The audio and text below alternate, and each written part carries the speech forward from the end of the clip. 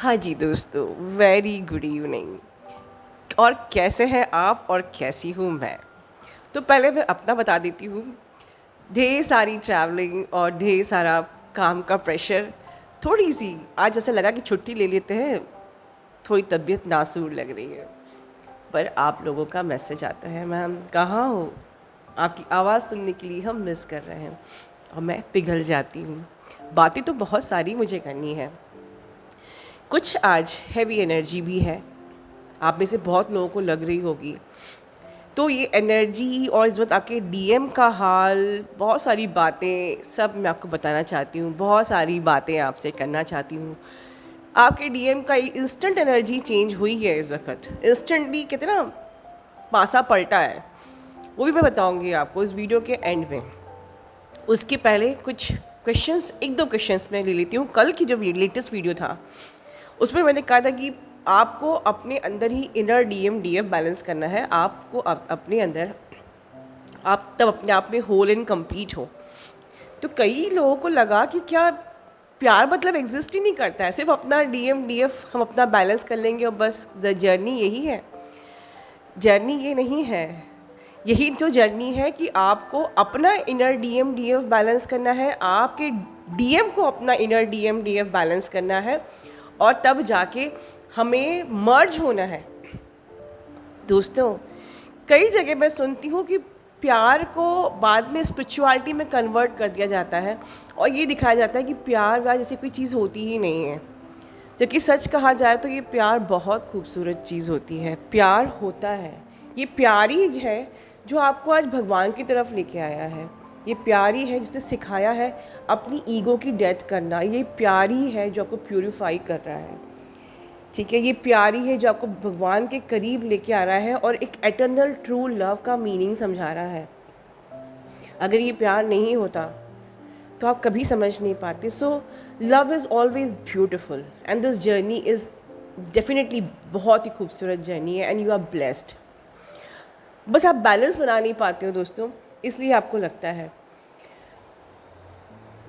जैसे कि आप लोगों को पता है कि 1 अप्रैल को न्यू मून है। थैंक गॉड फुल मून नहीं है, नहीं तो लोग कहते हैं फूल मून कहते हैं ना, अप्रैल फूल बनाया। तो मुझे आज तो समझ में नहीं आया कि लोग बेचारे इतने अच्छे महीने को अप्रैल फूल क्यों बोलते हैं। वेल, हमारा 1 अप्रैल को न्यू मून इन एरीज़ है। तो मुझे सवेरे ये लगा कि शायद ये एनर्जी इसीलिए इतनी हैवी है बिकॉज़ हमारा न्यू मून आने वाला है। अच्छा, इसी बात पे मैं कुछ क्लैरिटी देना चाहती हूँ हमारी न्यू अवेकनिंग को भी। ठीक है, कि जैसे कि आप जो रियल ट्विन फ्लेम्स हैं वो जानते हैं कि ये फुल मून और न्यू मून हमारे लिए क्या महत्व रखता है। दो आत्माएं आज के दिन मिलती हैं, बट ये भी होता है कि मिलती भी है और ट्रिगर देके अलग भी हो जाती है। ठीक है, तो ट्विन फ्लेम जर्नी में फुल मून न्यू मून का क्या महत्व है कि जैसे आप जानते हो कि न्यू मून मतलब कि न्यू साइकिल बिगिन।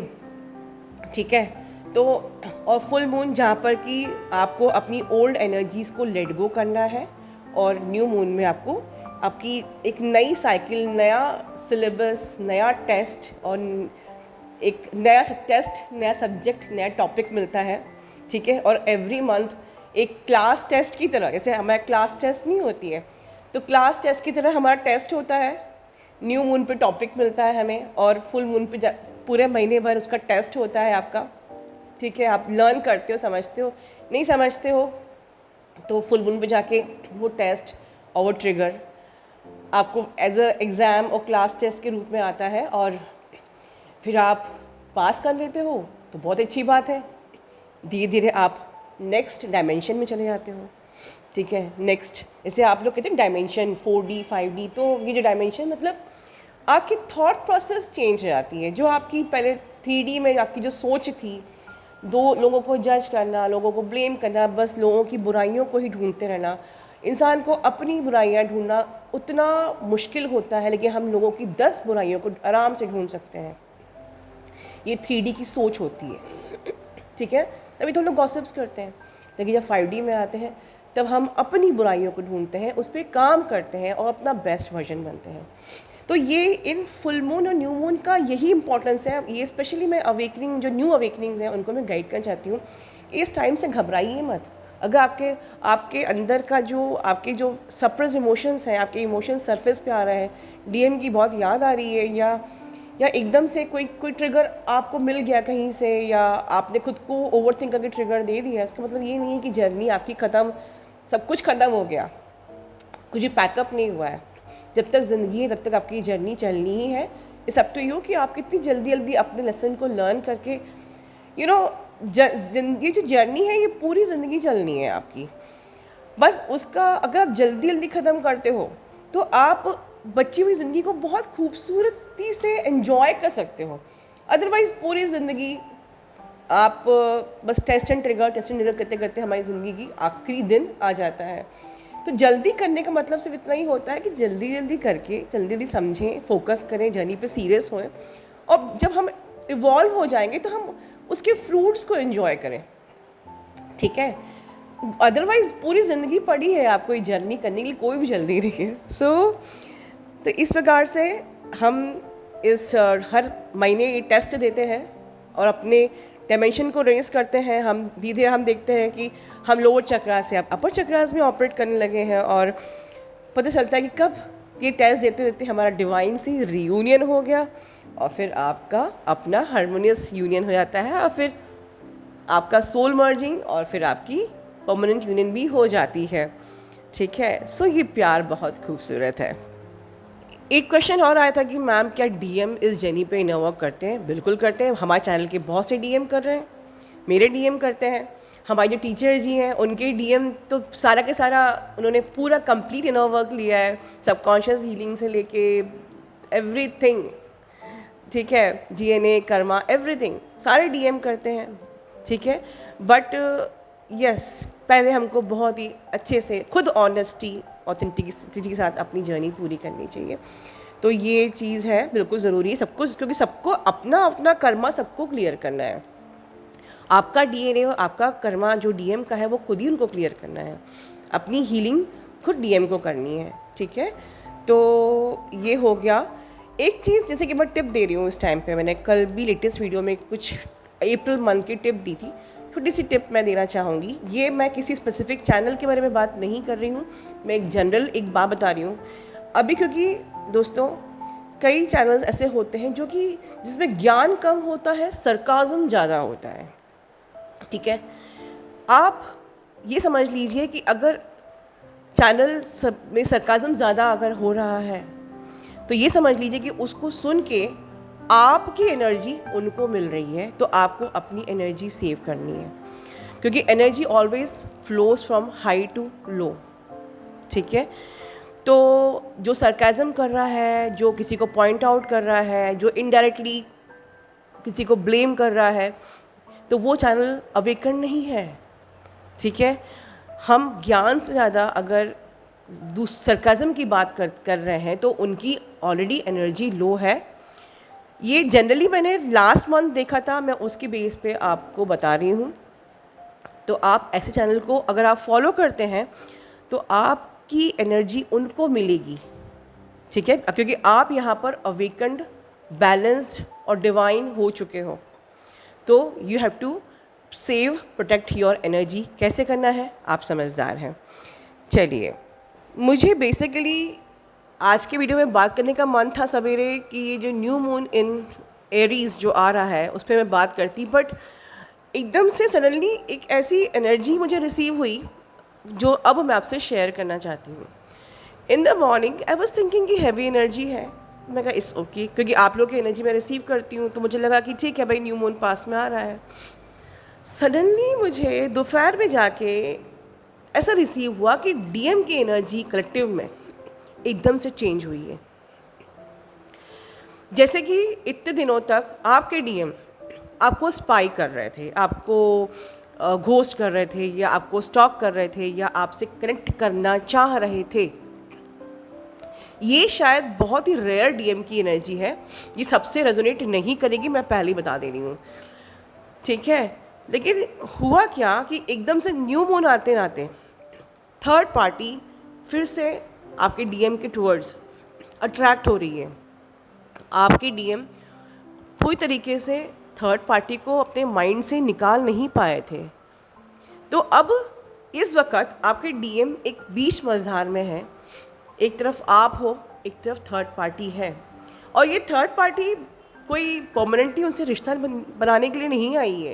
ये थर्ड पार्टी सिर्फ ये न्यू मून की जो एनर्जी है इसी कारण से एक डार्क एनर्जी बन के आपके पर्सन की लाइफ में आई है। क्योंकि हो सकता है कि आपके पर्सन हो सकता है किसी स्पेल के शिकार है या उनकी ऑरा में बहुत ज़्यादा नेगेटिविटी है, इसलिए मैंने कहा था कि ये सबसे रेजोनेट नहीं करेगी। तो जिन मैस्कुलिन की एनर्जी बहुत ज़्यादा डार्क या कह लीजिए उनका ऑरा बहुत ज़्यादा काला है या बहुत ज़्यादा नेगेटिविटी से ऑपरेट कर रहे हैं या उनकी लाइफ में बहुत ज़्यादा नेगेटिविटी है, तो पॉसिबिलिटी है कि वो फिर से मिसगाइड हो जाएंगे थर्ड पार्टी से। बट बहुत लंबा नहीं चलेगा ये तो एकदम से इस वक्त उनकी एनर्जी बहुत वियर्ड हो गई है। जैसे कि आपको चुने, अभी इतने दिन से आपको घोस्ट कर रहे थे, आपसे कनेक्ट करना चाह रहे थे, एकदम से ये थर्ड पार्टी ने आके उनके माइंड को डिसबैलेंस कर दिया। तो बहुत ही कन्फ्यूजन वाली एनर्जी में वो आ गए। दूसरी तरफ आपके कुछ डीएम ऐसे भी हैं, उनकी भी एनर्जी कुछ ऐसी वियर्ड है, ये आपसे रेजोनेट कर सकती है कि अब वो बहुत ज़्यादा बिंदास बोलने वाले हैं, स्ट्रेट बोलने वाले हैं, सीधी बात करने वाले हैं। और ये ज़्यादातर वो मैस्कुलिन होंगे जिनकी फेमिनिन ने बहुत ज़बरदस्त काम किया है, बहुत ज़बरदस्त, बहुत शिद्दत से काम किया, और कोई वर्ड नहीं है मेरे पास। वो आपसे स्ट्रेट बात करेंगे। अगर आपके अंदर अभी भी कमी है तो वो स्ट्रेट कहेंगे, देखो तुम में ये कमी है इसलिए मैं चला गया था। देखो तुमको कहीं ना कहीं वो आपको इनडायरेक्टली गाइड करेंगे कि देखो तुमको इनर वर्क करना चाहिए, तुम्हें अपने इस एरियाज़ में काम करना चाहिए। तो अब जो फाइनल जो बचा हुआ है ना, जो कि आपके ब्लॉकेजेस आपको खुद को भी नहीं दिख रहे हैं, आपको लग रहा है कि मैंने पूरा अपना काम कर लिया है, मैं बहुत ज़्यादा ग्राउंडेड हूँ, बैलेंस्ड हूँ, एक्सेप्टेंस की मोड में आ गई हूँ, सब कुछ। बट कहीं उस जगह पर डीएम आके आपको पॉइंट आउट करेंगे, खुद भी अपनी फीलिंग्स एक्सप्रेस करेंगे कि मैं तुमसे बहुत प्यार करता हूँ, I really missed you, I wanted to come back. वो स्ट्रेट हो सकते हैं हूबहू ऐसा ही बोले कि मैं वापस आना चाहता हूँ, बट तुम्हारे अंदर ये चीज़ें मुझे डरा देती है और मैं फिर रन कर जाता हूँ। और ये लिटरली अगर कोई डीएम ये कह रहा है तो आप उन डीएफ को प्लीज़ थोड़ा सा मर्सी रखिए कि आपके डीएम कितने मजबूर हैं कि वो ना वो इधर के हैं ना वो उधर के हैं, वो आपके पास आना चाहते हैं, बट आपका बेबी, जैसे मैं कल की वीडियो में कहा था कि आप आलस कर जा रहे हो, ठीक से इनर वर्क नहीं कर रहे हो, या आप बीच जर्नी में या आप सोलमेट की इच्छा या शादी की इच्छा को जगा रहे हो, तो कहीं ना कहीं बीच पूरी जर्नी पूरी किए बगैर ही अगर आप आगे का कुछ डिसाइड कर रहे हो, अपनी लाइफ को अपने मन से डिसाइड कर रहे हो, बिना डिवाइन की परमिशन के, बिना डिवाइन की जो को अपनी लाइफ में जब तक डिवाइन ने आपको जो पर्पस पूरा नहीं हुआ है, जिस पर्पस से आप इनकारनेट हुए, वो पर्पस किए बगैर आप बीच में अपने मन से इस जर्नी को ब्रेक करना चाह रहे हो, तो वो डीएम आपको ये कहना चाहते हैं कि ये जगह रह गई है, उस पर काम करो, मैं वेट कर रहा हूँ। और मुझे ये वाली भी एनर्जी लिटरली बहुत ज़्यादा रिसीव हो रही है कि वो बहुत मजबूर है कि मेरी डीएफ काम ही नहीं कर रही है, इसलिए मैं बार बार कन्फ्यूज़ हो जा रहा हूँ, मैं यहाँ रहूँ मैं या मैं वहाँ रहूँ। ठीक है, लिटरली ये वाली चैनलिंग मैं बहुत इमोशनल होकर बता रही हूँ क्योंकि मुझे वो एनर्जी रिसीव हो रही है। तो प्लीज़ इस अप्रैल के मंथ में अपना दी बेस्ट दे दीजिए कि लिटरली ये मंथ हम सब के लिए ब्लेसिंग्स हो जाए। ठीक है, अपना ध्यान रखिए। और आगे ये जो हमारा न्यू मून इन एरीज़ है, बहुत ही ब्यूटीफुल एनर्जी लेके आया है, इसके बारे में मैं डिटेल में बात करूँगी आपसे अगले बार। तब तक अपना ध्यान रखिए। Love you all, God bless you all.